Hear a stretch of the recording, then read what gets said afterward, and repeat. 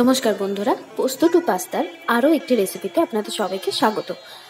মকর সংক্রান্তির এই সময়টা প্রায় সকলের বাড়িতেই পরপর পরপর পিঠে হতেই থাকে। তাই আজ আমি বানিয়ে নিচ্ছি চাল আর বিউলির ডালের সরু চাকলি।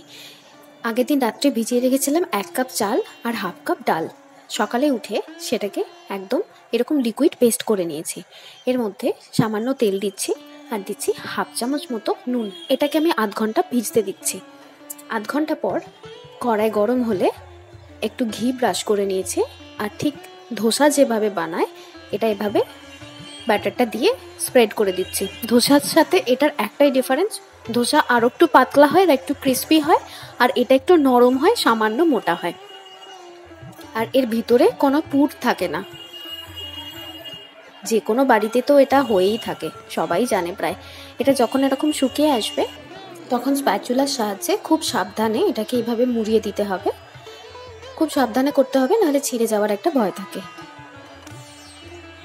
মুড়িয়ে আস্তে আস্তে তুলে নিতে হবে। ব্যাস রেডি হয়ে গেল গরম গরম সরু চাকলি। এটাকে নলেন গুড় বা অনেকে চাইলে তরকারির সাথেও খেতে পারে, তবে আমার পছন্দ, আমি এটা নলেন গুড়ের সাথেই খাই। আপনারা কে কিভাবে খান আর কি কি পিঠে বানালেন জানাতে কিন্তু ভুলবেন না। পাশে থাকবেন। ওকে, বাই।